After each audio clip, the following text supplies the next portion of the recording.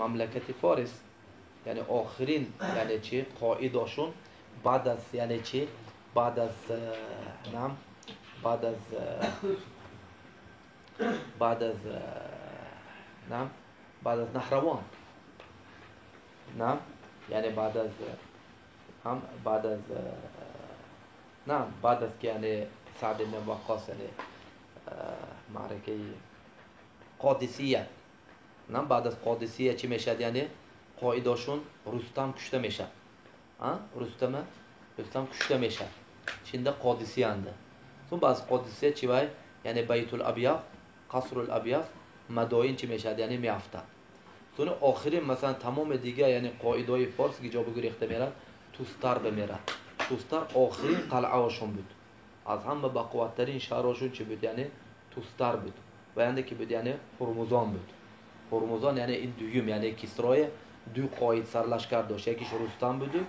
دویمش هرمزان بود هرمزان توستار به یعنی چی میشد اومده جایگیر میشد sonra مننده که توستار به که میفرستد عمر رضی الله تعالی عنه ابو موسی میفرستاد ابو موسی من چه شده همین توستار به میراد یعنی همینجا رفته سونه توستار چی حصار میکنه و حصار قریب 1 سال دوام میکرد زمستون برف کنه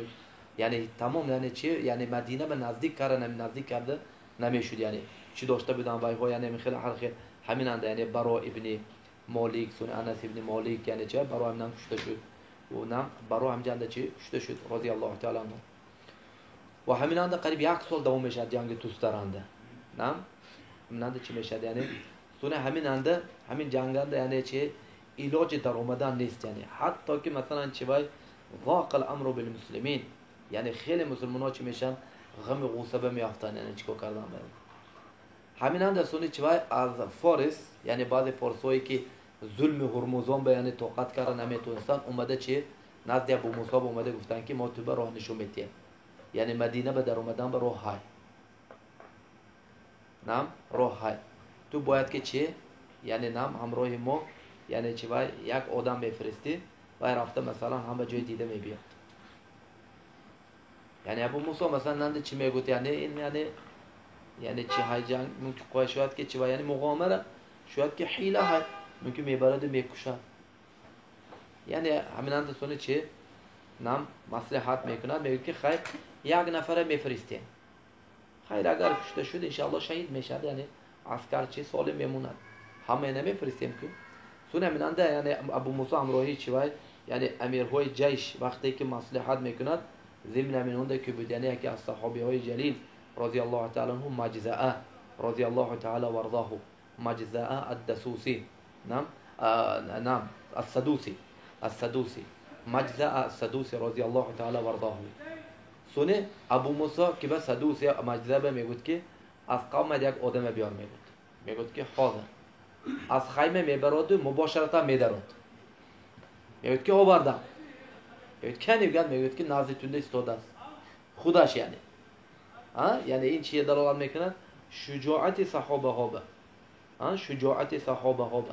همین اثر ابن ابی شیبه رحمه الله مصنفنده بابی یعنی ما جاء فی الشجاعه گفته میبیارد یعنی به نبی صلی الله علیه و سلم کان اشجع الناس عمر رضی الله تعالی عنه میگفت که الشجاع نعم يقاتل عمن يعرف وعمن لا يعرف والجبان يفر عن ابيه وامه یعنی شجاع فرقش نه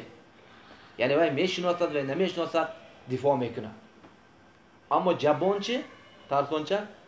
یعنی دیسات که پدر و مادرش میکشن گریخته میبرن یعنی این شجاعت این اصلی چه یعنی این نبی صلی الله علیه و سلم این چیزی چیزی که محمود یعنی این چیز مطلوب شریعت انده هم به رسول صلی الله علیه و سلم از جبن یعنی از ترسان چکی چی میکرد یعنی از جبن یعنی چه پناه میطلبید هر سحری هر بیگاهی روز هر پیش از هر یک بعد از نماز یعنی پیش از سلام از زمین چی از ترسان چکی چی پناه میطلبید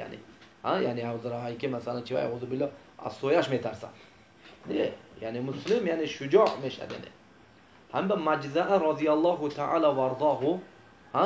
مجزعه رضی الله تعالی میگه من میگه که یعنی باید که چی آدم شنا کرده تواند یعنی آب دریا به تگ زمین چند میل ها به تگ زمین رفته تو چی میشه دونی شهر به میداد دونی شهر آب مردم از همین آب میخورد یعنی بدون همین آب میره یعنی همین اند مجزعه رضی الله تعالی عنه میرد یعنی از شاهد همین خیر رفته راه دیده گشته اومده سونه همراهی خودش 300 نفر گرفته چه میبرد یعنی بر در اومده سونه چه دون شهر به در اومده یعنی چی میکند یعنی همین اند ها یعنی تمام هم پاسبان های دروازه های کشته دروازه های میکشن سونه همین اند چه سونه صحابه ها یعنی چه در اومده شهر فتح کرد و هرمزان اسیر گرفته سونه چه مدینه به میفرستند نزد عمر به